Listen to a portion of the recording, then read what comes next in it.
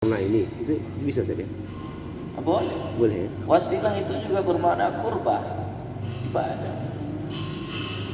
Kenapa? Karena ibadah itu mendekatkan kita kepada Allah Subhanahu wa taala. Jadi ibadah itu dia sebagai wasilahnya. Nah, itu kan termasuk bertawassul. Hadis yang masyhur bahwa tiga orang yang masuk mau istirahat di dalam gua yang tertutup pintu itu oleh batu, kan mereka bertawassul itu dalam doanya dengan amal solehnya masing. Jadi kepada nabi, kepada wali, kepada orang soleh boleh, kepada amal soleh pun boleh. Kepada amal soleh pun boleh. Terus kalau kita minta gini, kalau minta langsung kepada semacam Muhammad, ya Rasulullah,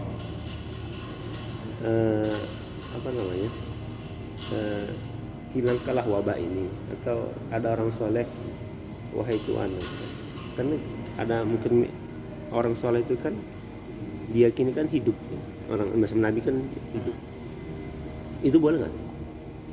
Langsung minta ke dia gitu. Itu yang dilakukan oleh orang, ya Rasulullah, ya Rasulullah, madad ya Rasulullah dan sebagainya. Nah, itu maksudnya bukan memintanya kepada Rasul dalam arti Rasul yang bisa memberi dan sebagainya. Tidak, itu berwasilah, itu maksudnya. Ini boleh saja. Ya, boleh. Ya Syekh Abdul Qadir dan seterusnya. Bukan maksudnya minta kepada Syekh itu bahwa Syekh itu yang nanti akan memberikan kalau sakit sembuh dan sebagainya. Kan itulah wasilah itu. Nah, itulah yang dipahami oleh orang Wahabiyah tadi sebagai meminta kepada orang tersebut. Tidak, ya mintanya kepada Allah Subhanahu wa taala. Jadi ungkapan seperti itu ungkapan apa? Ya seperti kita manggil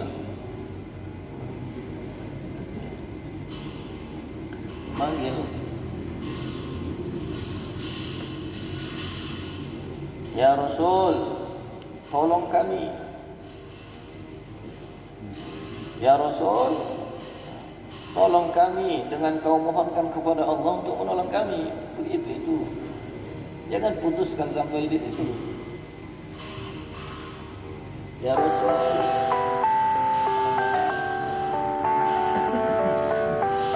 beri kami syafaat. Bukan maksudnya begitu. Ya Rasul, beri kami syafaat dengan syafaat yang Allah berikan kepadamu.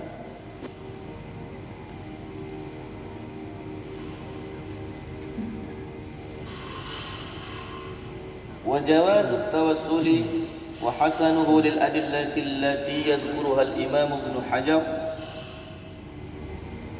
في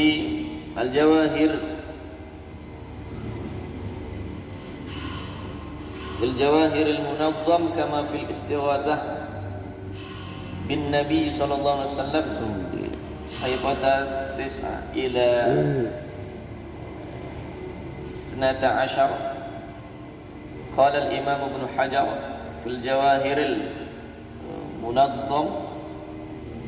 Ini tak tahu saya kitabnya ini. Mungkin nanti bisa dicek lagi di dalam kitabnya ini. Al-istighatsah wa tawassulu bihi sallallahu alaihi wasallam hasanun fi kulli hal qabla khalqihi wa ba'da khalqihi fid dunya wal akhirah. Ini pernyataan Imam Ibnu Hajar. Wallahu alam, ini Ibnu Hajar Al-Haytami mungkin atau Al-Asqalani kalau ada yang tahu kitab ini. Ibnu Hajar mana ini?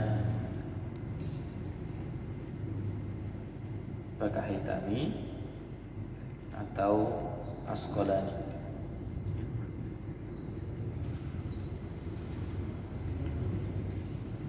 Yang penting yang punya kitab inilah Al-Jawahir. Istighatsah dan tawassul dengan Nabi Muhammad SAW itu bagus. Fi kulli hal, dalam setiap keadaan, baik sebelum dia diciptakan atau setelah diciptakan, baik di dunia dan di akhirat. Di akhirat nanti saja kita bertawassul, minta syafaat. Syafaat itu kan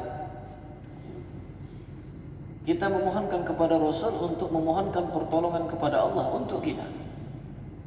Itulah arti kita minta syafaat itu. kita memohonkan kepada Rasul untuk memohonkan kepada Allah untuk menolong kita. Itulah arti syafaat.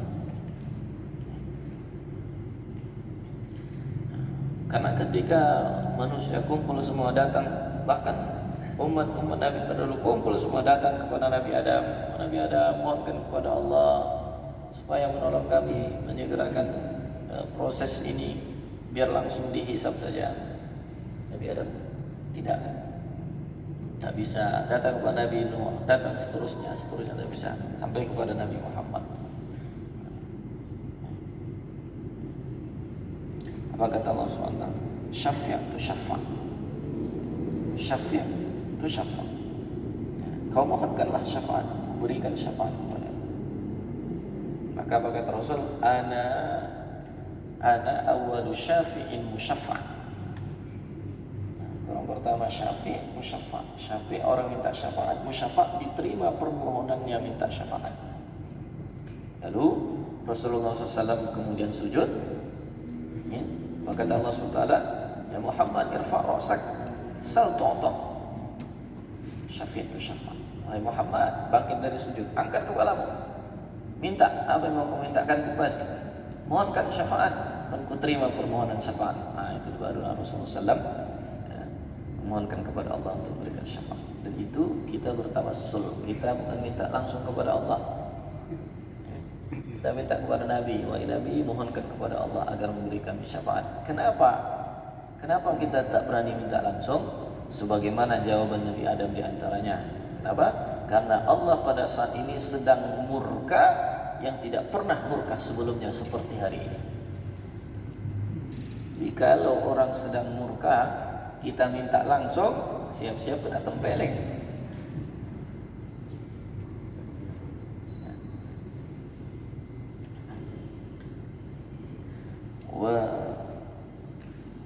Fama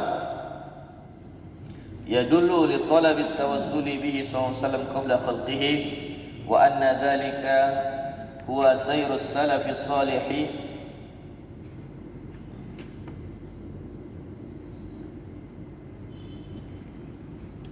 Ini kadang susunannya agak kurang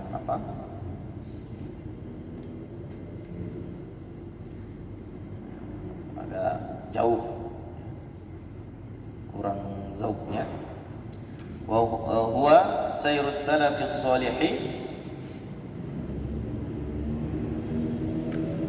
al-anbiya'i wal awliya'i wa ghairihim ma akhraj al-hakim wa sahahahu annahu sallallahu alaihi wasallam qala wa lamma iqtarafa. Ada ternyata cerita itu di sini karena kitabnya baru dapat. Iya. Walamma iqtarafa Adam al-khati'ata qala ya Rabbi as'aluka bihaqqi Muhammadin sallallahu alaihi wasallam illa ghafarta li. Qala Allah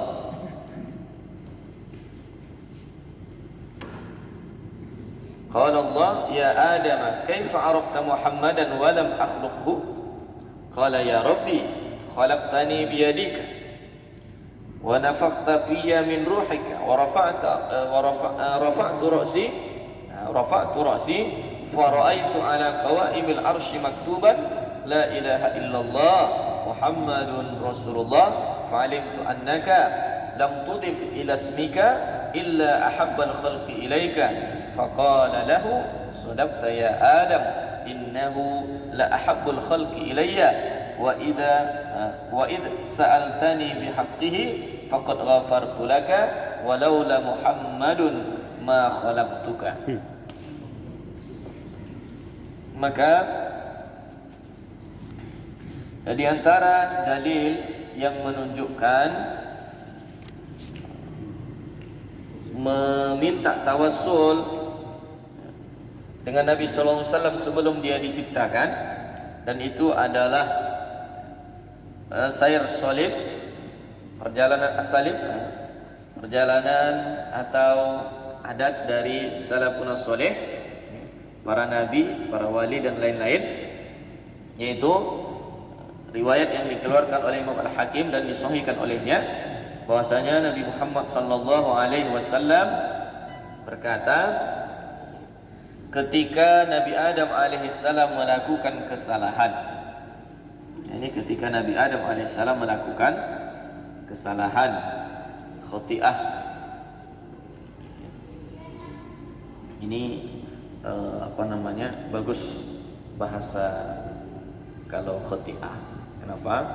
Karena khotiah itu kesalahan yang dilakukan Nabi Adam, betul kesalahan, tapi bukan digunakan kata zambun, melakukan dosa, bukan.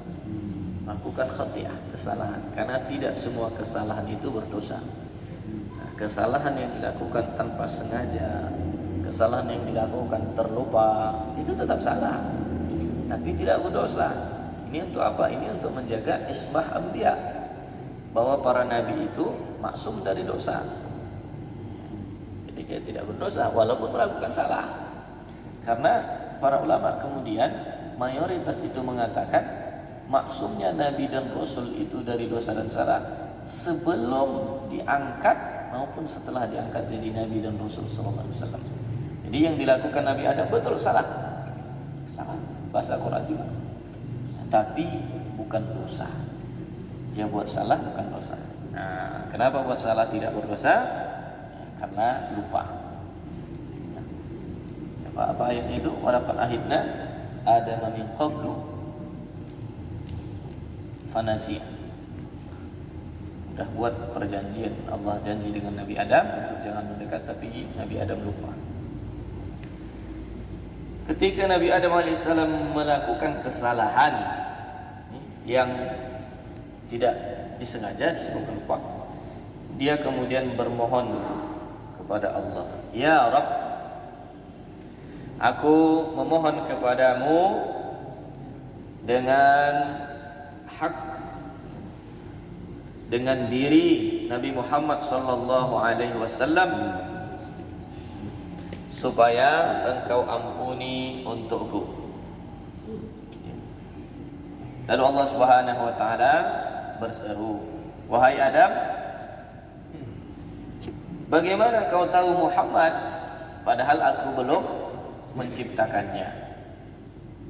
Nabi Adam menjawab, wahai Tuanku, kau ciptakan aku dengan kuasamu, engkau tiupkan padaku ruh yang engkau ciptakan, lalu kuangkat kepalaku, maka kulihat di tiang aras tertulis la ilaha illallah Muhammadur Rasulullah. Jadi ini begini, ketika ada bahasa rafa'tu ra'si, kau ciptakan aku ya Allah, kau tiupkan roh, lalu kuangkat kepalaku. Ini menunjukkan bahwa Nabi Adam ketika diciptakan dia dalam keadaan sujud. Maka ketika orang sujud kepada Allah, dia kembali ke fitrah awal manusia diciptakan dalam keadaan itu. Maka pantas kemudian nanti di dalam Al-Barzanji juga disebutkan bagaimana Nabi Muhammad SAW dilahirkan, terlahir dalam keadaan. Walaupun ini ada perdebatan tentang kevalidannya, tapi Nabi Muhammad SAW terlahir dalam keadaan lahir sujud, bukan seperti orang biasa.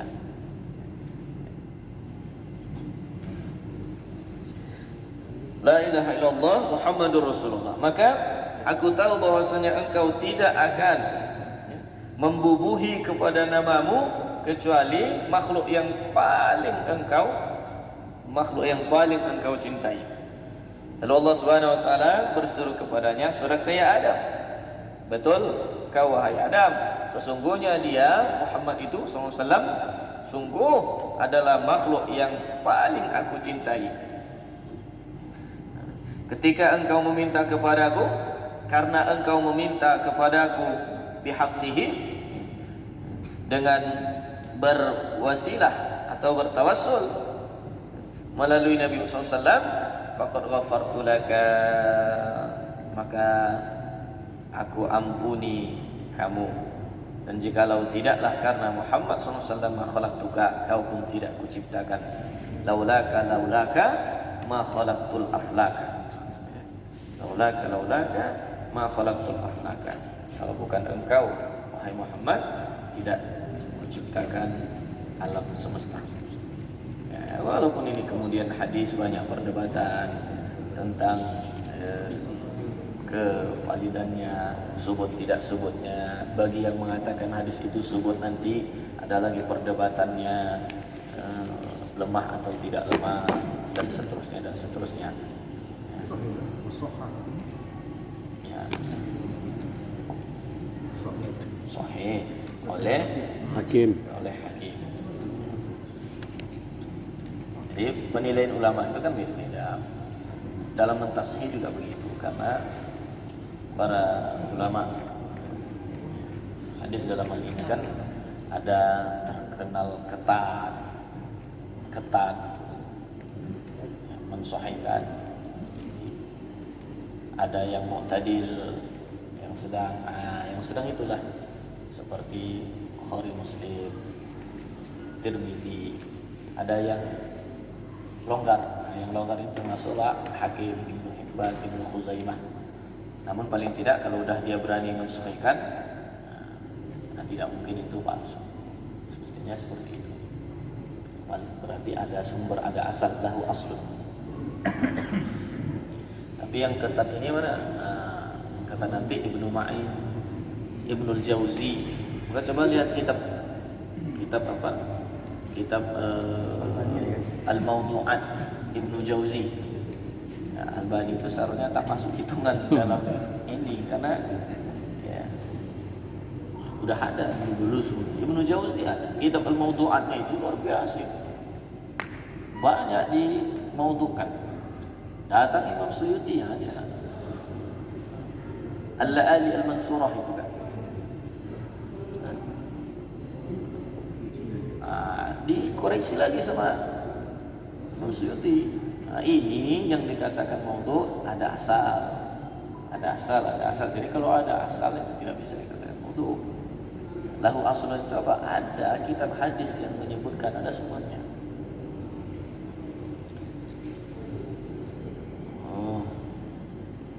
Habislah. Wallahu a'lam bishawab.